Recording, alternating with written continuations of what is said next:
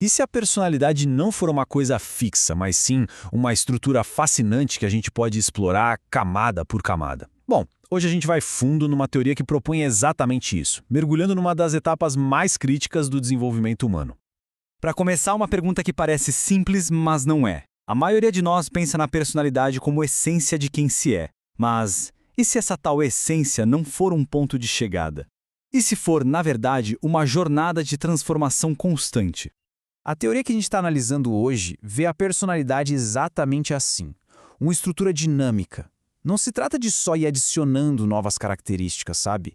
É uma reconfiguração completa do ser a cada novo estágio, a cada nova camada que se atinge. Ok, então vamos mergulhar nisso. A melhor forma de entender é enxergar essa jornada como uma escalada, subindo através das diferentes camadas do eu. E o ponto crucial é este aqui. Avançar para uma nova camada não é como baixar um aplicativo novo no celular. É mais como instalar um sistema operacional totalmente novo. O corpo, o temperamento, as memórias, tudo continua ali, mas o jeito como tudo se organiza e, principalmente, o propósito que move a pessoa mudam de forma radical. E essa jornada tem um ritmo próprio. Ela fica oscilando entre dois estados. As camadas integradoras são tipo uns platôs na montanha, sabe? Lugares para descansar, para consolidar o que foi conquistado. Já as camadas divisivas, essas são as subidas íngremes, os momentos de crise que quebram o equilíbrio e forçam um novo crescimento. E a camada 10, que é o nosso foco, é uma das mais críticas e difíceis dessas camadas divisivas. Antes de a gente chegar no nosso destino, na 10ª camada, vamos só passar rapidinho pelo caminho que foi percorrido até lá. A jornada começa com o básico, né? Corpo, genética, afeto, ego. Até que se chega na camada 8, que é onde a maioria das pessoas se estabiliza. Aqui, a gente tem uma identidade biográfica e social bem definida, mas alguns continuam subindo. Vão para a camada 9, onde a vida passa a ser dedicada à busca da verdade ou da beleza, não por status, mas pelo valor daquilo em si. E é bem aqui, nesse pico intelectual da 9ª camada, que nasce uma crise quase insuportável. É a crise que dá origem à 10ª camada. O que este slide mostra de forma tão clara é o abismo que se abre. De um lado, na camada 9, a pessoa consegue entender verdades universais sobre justiça, sobre coragem, bondade. Mas na vida real, no dia a dia, ela ainda é a pessoa do outro lado do abismo, cheia de medos, de vaidades, de conveniências. Surge uma dissonância dolorosa entre o que ela sabe que é o certo e quem ela é de fato.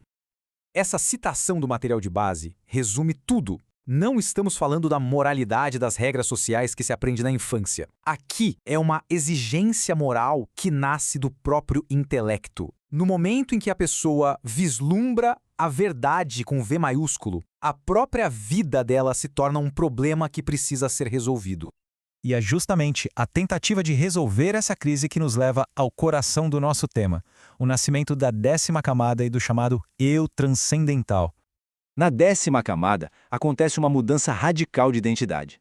A pessoa para de se ver como fulano de tal com essa história e esses medos e começa a se enxergar como um agente racional. A pergunta passa a ser: o que um ser humano racional deveria fazer nesta situação, não importa quem eu sou? Ela se torna, de certa forma, um juiz imparcial de si mesma. E este slide ilustra de forma brilhante as raízes filosóficas dessa camada. De Husserl vem essa ideia de se tornar um juiz imparcial de si. De Kant vem o imperativo categórico, a ação tem que ter validade universal. E de Berdyaev vem a consciência de uma liberdade radical, a noção de que não se é apenas um produto das circunstâncias. Agora, essa tabela, ela torna a diferença incrivelmente clara. Vamos ver a progressão. Na camada 7, a motivação é o papel social. Na 8, é a biografia pessoal. Na 9, existe a verdade intelectual, mas sempre com aquela ressalva, né? Em teoria. E então, olhem só para a camada 10, destacada aqui. A motivação muda para eu devo fazer. É a única ação válida. Acabou a separação entre teoria e prática. A ação precisa encarnar a verdade, custe o que custe.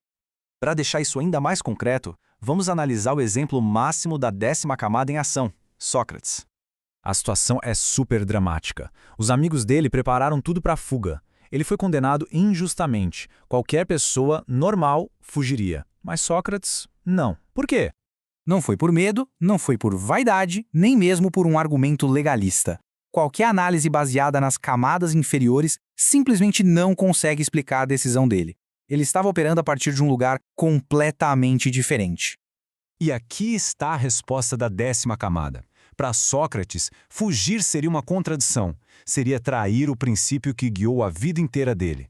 A razão. Para manter a integridade do seu eu racional, ele sacrificou o seu eu biológico. A coerência com a verdade universal era, para ele, mais importante que a própria vida. Chegar nesse nível de integridade, no entanto, tem um preço, e é um preço bem alto, que se paga em solidão e sofrimento. A dor aqui não é a da rejeição social ou do fracasso na carreira. É uma dor interna, a angústia de enxergar um ideal de justiça e perceber o quão distante a própria vida está dele. É a dor de ser o único responsável por fechar essa lacuna. E no fim das contas, é uma jornada solitária. Nessa camada, a pessoa está sozinha com a razão como sua única juíza e única testemunha. Não existem mais desculpas biográficas ou sociais. A responsabilidade é total, é intransferível. É importante notar também que essa não é a última parada. Acima da camada do justo ainda existem outras. A camada 11, do personagem histórico, que dialoga com a história, e a camada 12, do santo, que dialoga com Deus. Mas a camada 10 é o alicerce, é indispensável. Sem a retidão moral forjada aqui, a busca por impacto histórico ou por santidade pode muito bem se desviar para o despotismo ou para o fanatismo. Então, o ponto central é este. A 10ª camada é onde um ser humano deixa de ser um produto das circunstâncias para se tornar um legislador da sua própria existência. Um indivíduo autônomo no sentido mais profundo que essa palavra pode ter. Isso nos deixa com uma pergunta para reflexão. Se o indivíduo se despisse de todas as convenções sociais, dos medos, dos desejos pessoais, e a única coisa que sobrasse para julgá-lo fosse a pura e universal razão, que escolhas essa pessoa faria em sua vida?